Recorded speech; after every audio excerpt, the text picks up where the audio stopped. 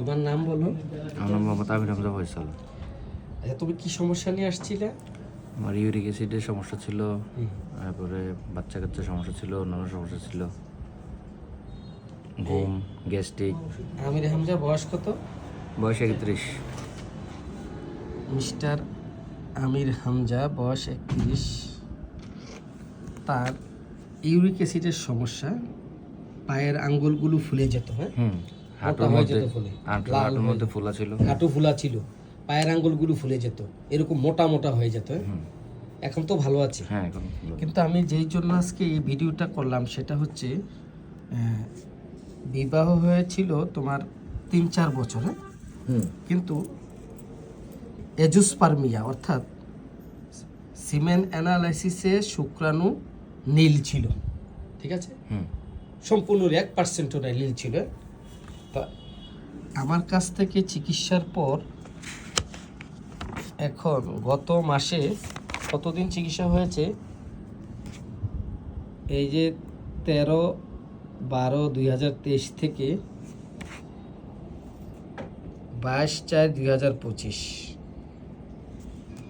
এই যে এজোস্পার্মিয়া, তার শুক্রাণু নীল ছিল সিমেন অ্যানালাইসিস রিপোর্টে। তো এই দীর্ঘদিন তাকে ফসফরাস ওষুধটি সেবনের মাধ্যমে সর্বশেষ লাইকোপোডিয়াম দিয়েছিলাম। লাইকোপোডিয়ামের পর এখন তোমার ইউরিক অ্যাসিডের পায়ের সমস্যাগুলো ভালো আছে? হ্যাঁ মোটামুটি ভালো আছে, সম্পূর্ণ ভালো আছে না? এখন তোমার বাচ্চা কনসিভ হয়েছে কতদিন আগে? 2-3 মাস।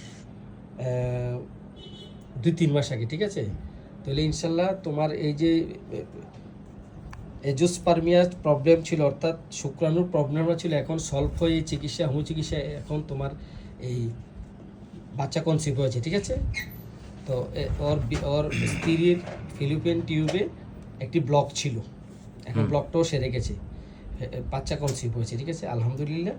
এই হোমিও জগতে একটা সাকসেসফুল কেস, অত্যন্ত সাকসেসফুল এবং একটা গুরুত্বপূর্ণ কেস, যে এই হোমিওপ্যাথিক চিকিৎসা যাদের সন্তান হয় না, কোনো সমস্যা থাকলে হোমিওপ্যাথিক চিকিৎসায় রুগী ভালো হয়, আরোগ্য হয়।